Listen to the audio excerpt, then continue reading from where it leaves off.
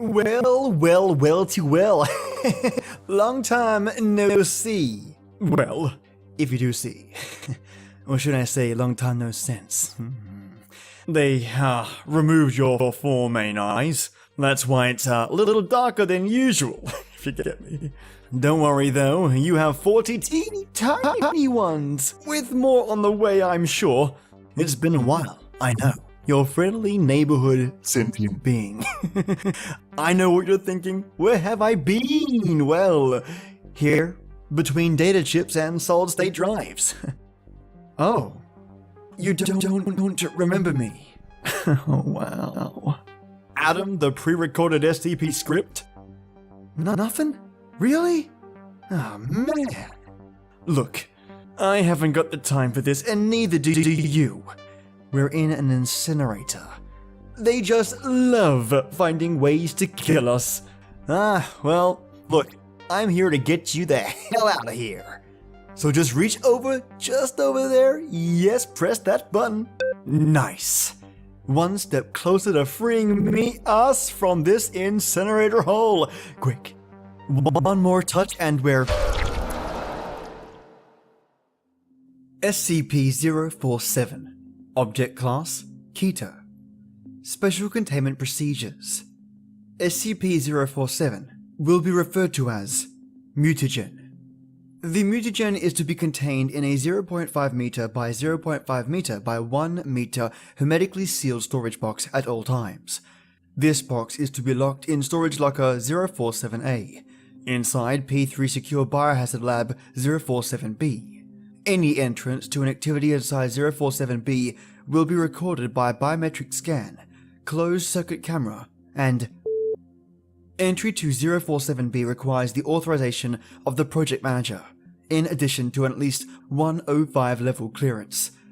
The mutagen is to be treated as a priority 4 contagious biohazard in all the protocols, including mandatory quarantine if exposed. Suite Q047 has been provided adjunct to Lab 047B for this purpose. In the event of outside contamination of SCP-047-1, Lockdown Protocol 04701 Yersinia must be engaged. Description: the mutagen is a heavily rusted, breached gas cylinder made of iron alloy. When exposed to air, the material of the cylinder evaporates slowly, producing a previously undocumented mutagen gas. This gas has no effect on eukaryotic organisms, e.g. humans, but profoundly alters prokaryotes, showing preference for common human microbiota, the natural microorganisms that live on the skin and throughout the body. On rare occasions, these mutations produce a superbug, collectively known as SCP-0471, a natural commensal with enhanced survivability and therefore opportunistic pathogenicity. The pattern of changes induced by the mutagen suggests that these highly infectious microbes are, at least to some degree, selected for. Although the specifics of SCP-0471 species are dependent on the base bacterium from which it is derived, there are several characteristics which appear to be generally consistent across all cases of SCP-0471 mutation. 1. Enhanced survivability in the bacterium's natural environment and similar environments. 2. Full-spectrum antibiotic resistance. 3. Increased reproduction rate and consumption of available material. 4. Development of a sporulation ability in gram-positive bacteria. 5. Increased ability to uptake, hold, and share plasmids, particularly in gram-negative bacteria. And 6. Increased transmission due to traits described above.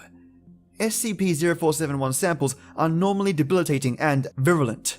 However, compared to other Keter-class SCPs, it should be noted 0471 has a relatively low mortality rate due to their action through mundane biological pathways.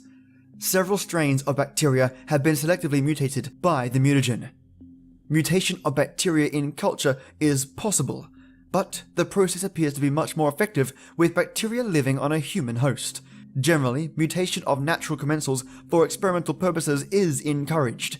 After the containment breach of Incident Report Yersinia 04701, mutation of already pathogenic species is banned, and all existing samples must be destroyed. 3 particular species of SCP-0471 mutated bacteria are of note due to their involvement in the containment breach of Propionibacterium 047A, Streptococcus 047C, and Clostridium 047A. Recovery log of 047A species. The mutagen was recovered from the site Secure Laboratory by a Foundation biohazard recovery team in response to a full compromise situation on. Testing logs indicate that the research team was attempting to contain in a class SCP-stable pressure cylinder, which led to combining with. A full molecular biological analysis of this is available in the initial release of gas when the mutagen was structurally compromised to cause a microbial bloom of unaccounted species of SCP-0471, killing all staff in the lab within hours. Exposed site staff obeyed standard Foundation quarantine containment protocol, and the infection was contained successfully. This concludes SCP-047, the mutagen. SCP-048. The cursed SCP number. Here on onwards will be called the number. Object class? None. Special containment procedures. The designation of the number is to be retired from the SCP catalog. No future SCPs are to be assigned this number. Description. The number has been long considered the cursed SCP number by SCP staff. Any items given this designation tend to be destroyed, decommissioned, stolen, or otherwise lost to the Foundation, usually through no fault of any individual person. In addition, personnel assigned to the number in its various incarnations have had a 50% higher rate of turnover due to death, dismemberment, and disciplinary action. Whether or not the number actually has any supernatural qualities is unknown, but given the superstition around this number, the designation has been removed from the catalog in order to help maintain employee morale. Addendum 1. This is ridiculous. I'll prove to you superstitious bastards that you're all just being pussies. The restriction on the number is now removed and assigned to Dr. Cortez. Addendum 2. SCP-048 was accidentally thrown in the trash this morning and lost. In an unrelated incident, Dr. Cortez's arms were accidentally traumatically amputated in a horrific lunchroom blender accident. SCP-048 closed.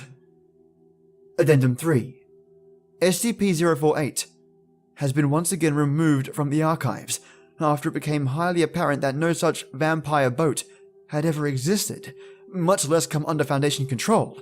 It's currently believed that this error occurred when a low-level researcher attempted to save his awesome story idea to his hard drive, and instead overwrote the blank slot reserved for SCP-048.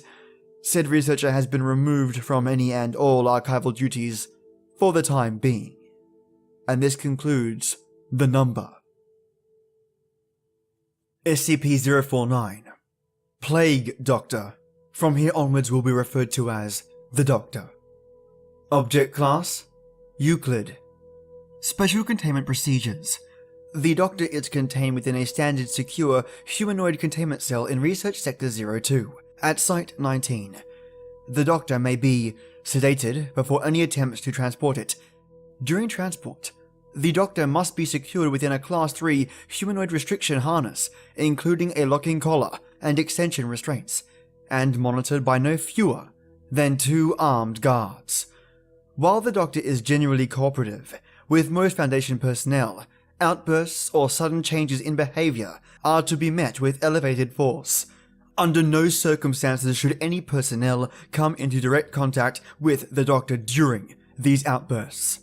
In the event the Doctor becomes aggressive, the application of lavender, species name L. multifida, has been shown to produce a calming effect on the entity. Once calmed, the Doctor generally becomes compliant, and will return to containment with little resistance.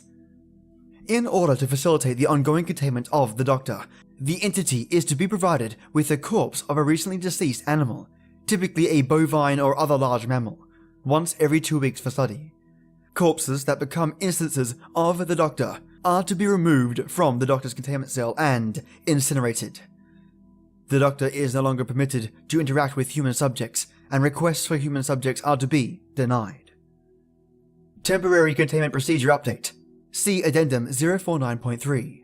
Per Containment Committee Order 049.S19.17.1. The Doctor is no longer permitted to interact directly with any members of Foundation staff, nor is it to be provided with any additional corpses to be used in surgeries. This order shall persist indefinitely, until such time a consensus regarding the ongoing containment of the Doctor can be reached. Description: the Doctor is a humanoid entity, roughly 1.9 meters in height, which bears the appearance of a medieval plague doctor.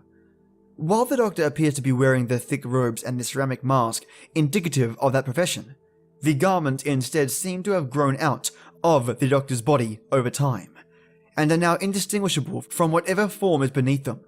X-rays indicate that despite this, the Doctor does have a humanoid skeletal structure beneath its outer layer. The Doctor is capable of speech in a variety of languages, though tends to prefer English or medieval French.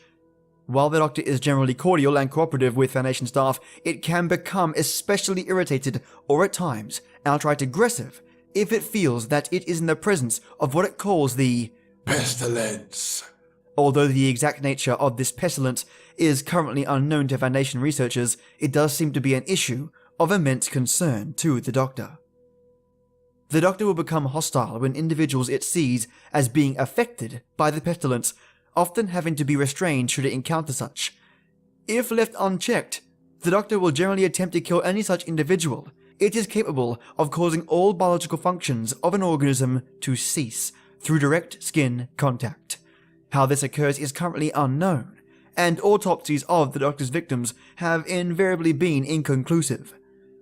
The Doctor has expressed frustration or remorse after these killings, indicating that they have done little to kill the pestilence, though they will usually seek to then perform a crude surgery on the corpse using the implements contained within a Black Doctor's bag it carries on its person at all times.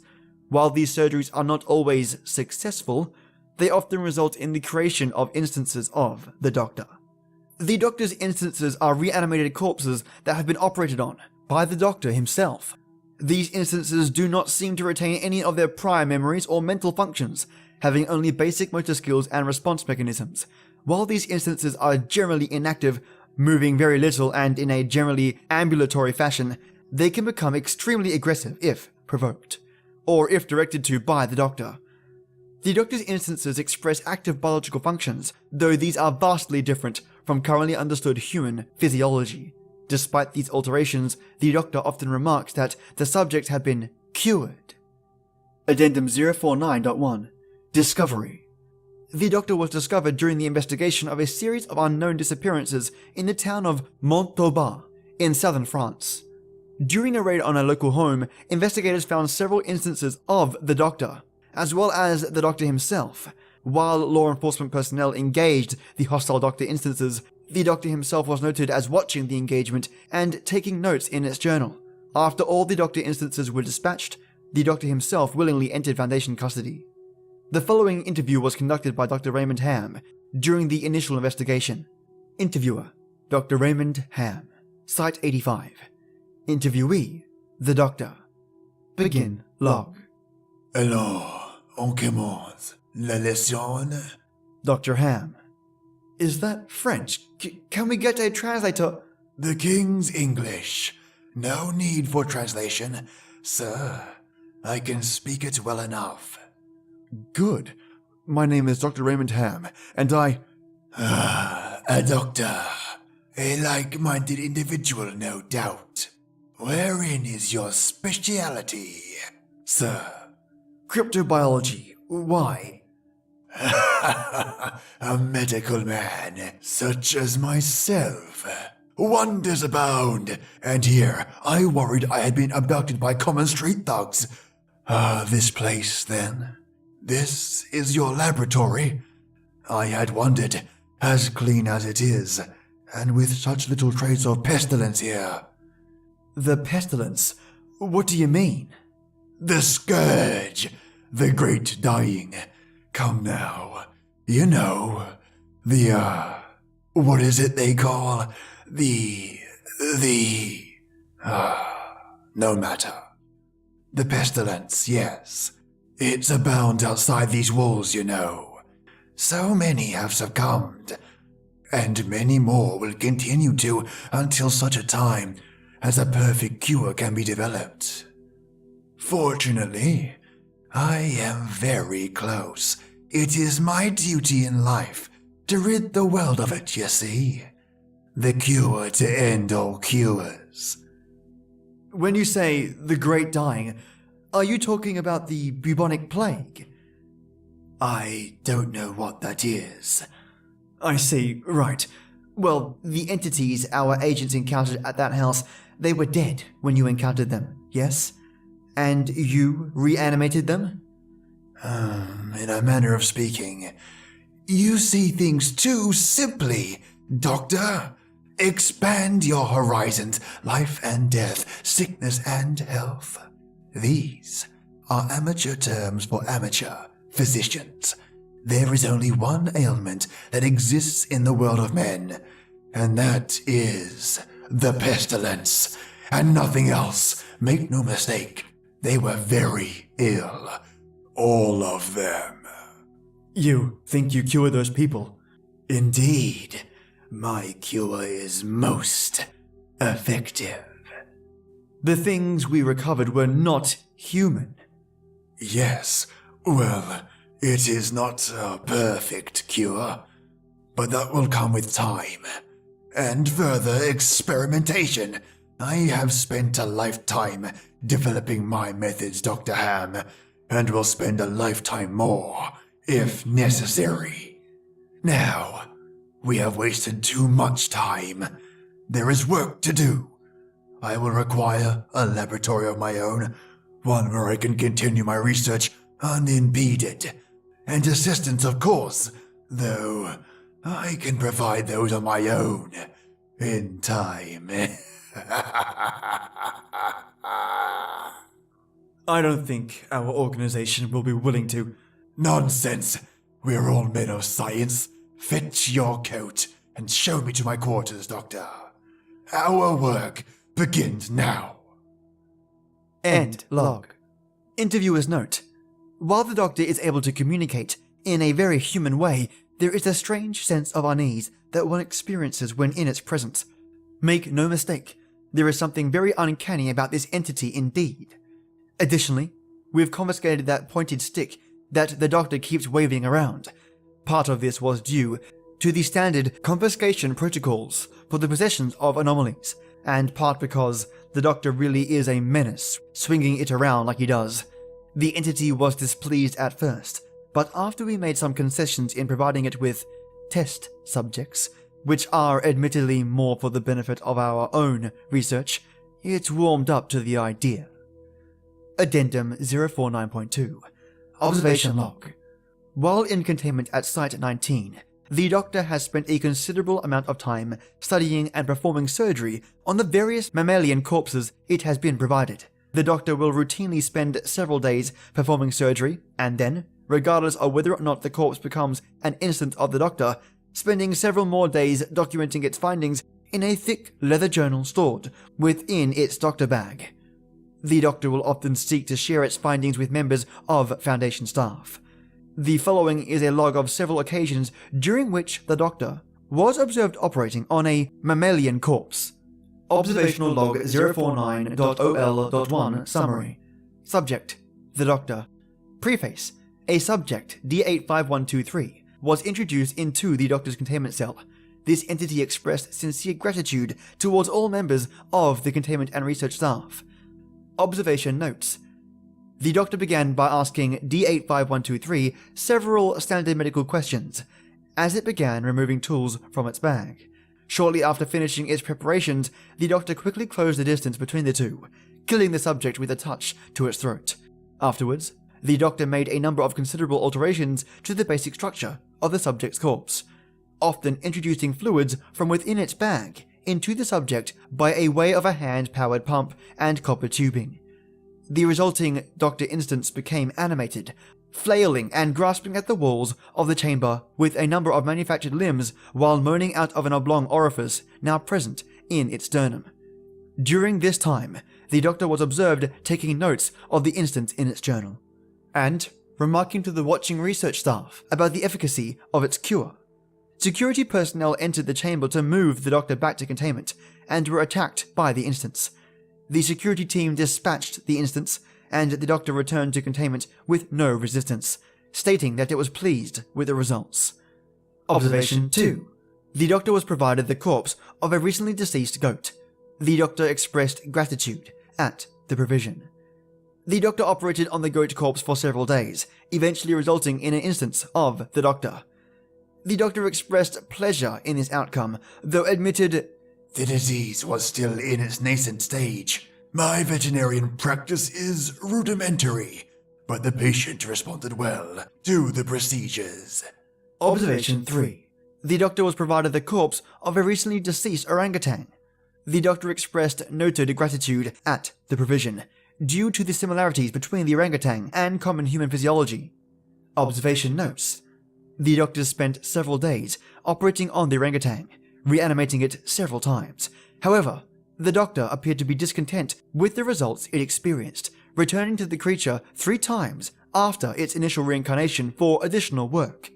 After it was unable to reanimate the corpse a 5th time, the doctor turned the corpse over to Foundation staff for incineration, stating, "I have learned so much from this, though I fear my early optimism was misplaced. I hadn't yet come across such a stumbling block on my road to the cure. More subjects like this would do a great deal in advancing my research." Observation 4. The doctor was provided the corpse of a recently deceased bovine. The doctor expressed mild annoyance at the provision, though accepted it nonetheless. The doctor spent several days operating on the bovine corpse, breaking only to dine on a requested dinner of thin crackers, salted pork, and hard cheese. Beginning first by embalming the corpse, the doctor was observed producing a number of long syringes from its bag, each containing a different dark, viscous fluid. The doctor described these fluids as "essence of the humours," and elaborated by saying, "The pestilence may bring about a systemic imbalance.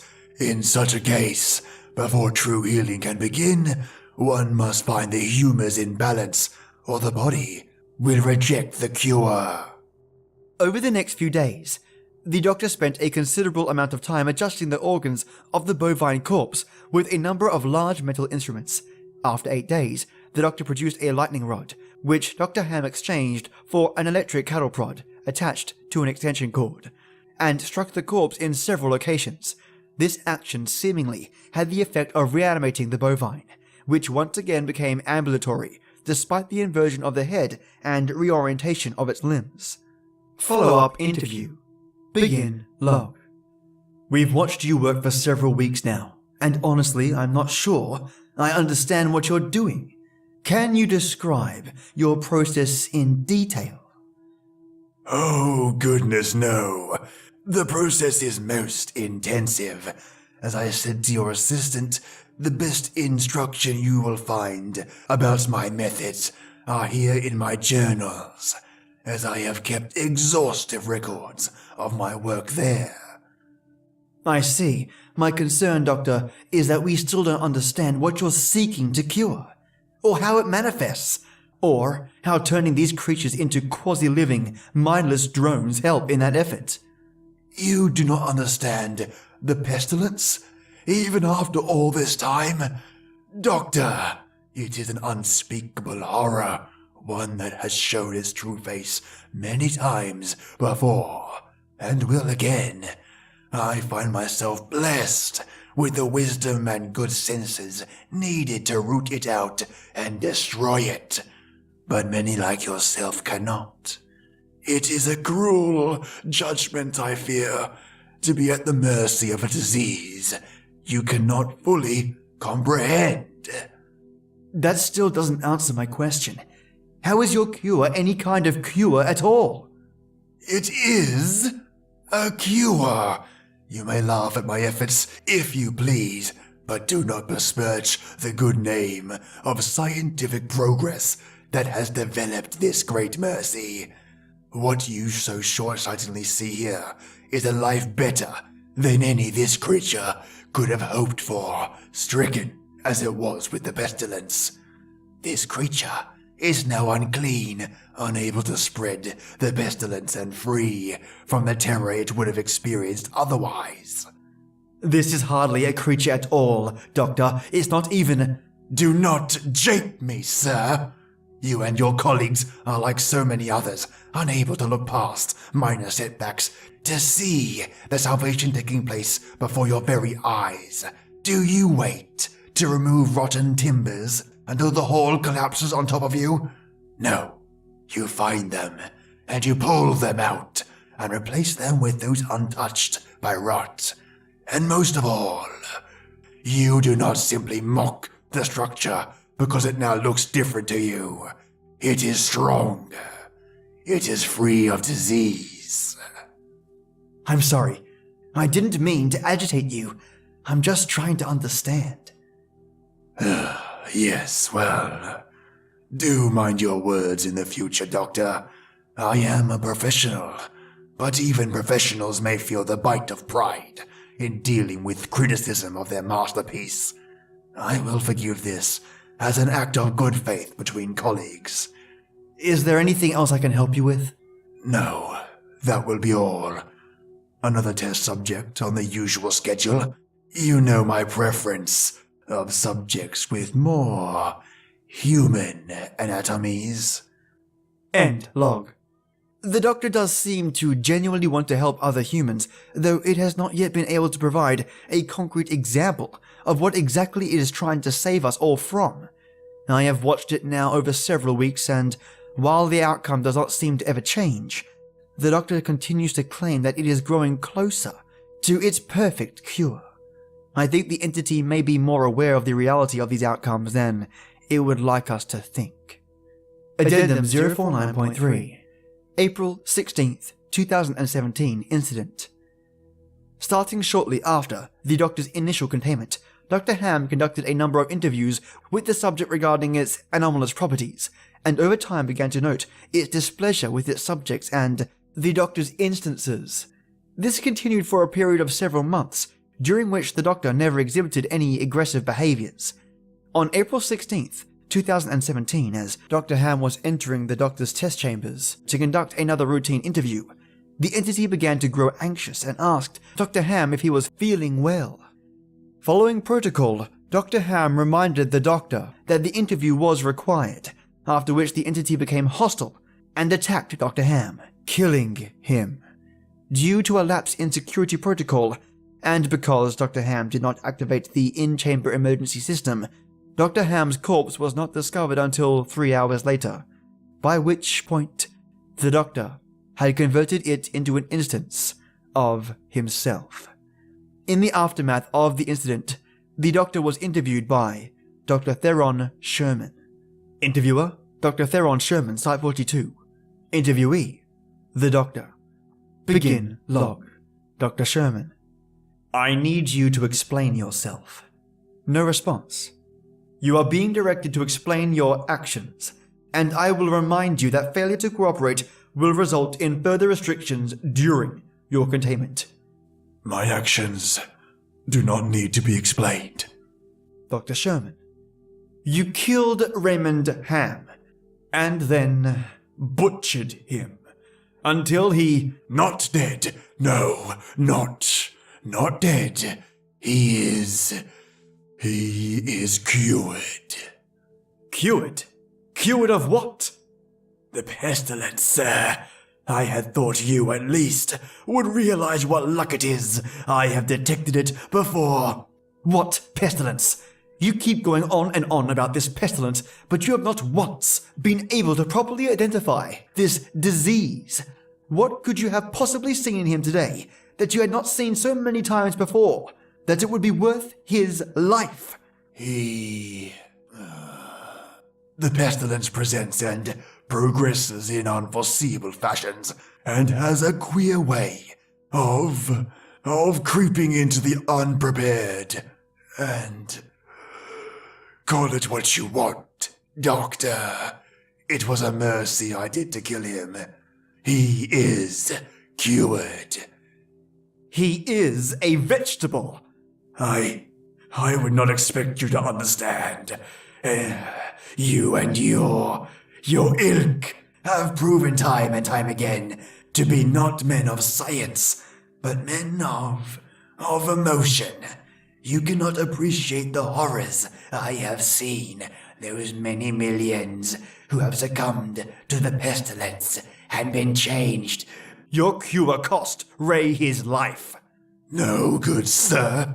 I have saved it. You would allow this world to slip back into the despair of disease and death, ignoring that I have created a miracle. And what disease? What pestilence? He was a healthy man. He was a good doctor. I am offering it freely to the afflicted. You are not worth this argument, sir. You are short-sighted and foolish. Dr. Ham was sick, and I cured him. I am the only one who can do this. My work must continue. There is so much still to learn. So much to... I've had enough of this. Consider your allowances revoked. Welcome to Containment 049. Get me out. We're done here. So much to do, and others can be saved, even you. Though you do not deserve it, might be saved. I can save them all. I can cast down this plague once and for all. I can do this. Only me. I saved him. Dr. Ham, I cured him. He was sick. I know he was sick. I know he was. And you are all sick. But I can save you. I can save you all. Because I am the cure. End log. Addendum 049.4. Post-incident report interview. The following interview is an excerpt from April 16th, 2017, 049 Incident Report. The interview was conducted by Dr. Elijah Itkin and took place 3 weeks after the start of the initial investigation. Interviewer, Dr. Elijah Itkin. Interviewee, the doctor. Begin log. Dr. Itkin. Hello, Doctor. We are conducting this interview to close out our investigation of your actions taken on April 16th that resulted in the death of a staff member. Do you have any comments to make? Only that I look forward to the day when you will allow me to resume my work. I have spent the last few weeks compiling my notes and constructing a new theory for how the pestilence was able to infect someone in such an insidious manner that I nearly couldn't detect it. Have you explained any remorse for your actions for the death of Dr. Ham? Yes. Well, the death of a colleague is always regrettable, but in the face of the pestilence we must be swift, Doctor, and act without hesitation. Dr. Sherman noted in his report that you seemed to be mournful during your initial interview. Mourn? Perhaps. I had not thought that. It is lamentable that a fellow doctor became infected, but the work continues. Regrettable as it was, Dr. Ham's death proved important insight. Living human subjects are the only way to proceed forward. I am decided. My cure is of little use on dead flesh, and I have gleaned all I can from your generous supply of corpses. My desires turn towards tending to those still living who suffer from the disease. I'm afraid you're going to be disappointed. Oh, Doctor, I wouldn't be so sure. End log. And this concludes SCP-049, the Doctor. Oh, praise be to SCP-343! We're out of that shithole. Really, it was a shithole. I prefer to call it an incinerator because, it burns shit. Literal shit. And wow, it looks like we've been shifted to a totally different place. A forest. You know how it is here in the Foundation, right? It might feel like a forest. It might feel like you're being stabbed. Okay, the last one you should probably listen to your gut feeling on that one. But it's not what it seems. Look, stay quiet, rest. You've done a fantastic job at deciphering those ciphers. But for now, Relax there's so much more to explore. and become.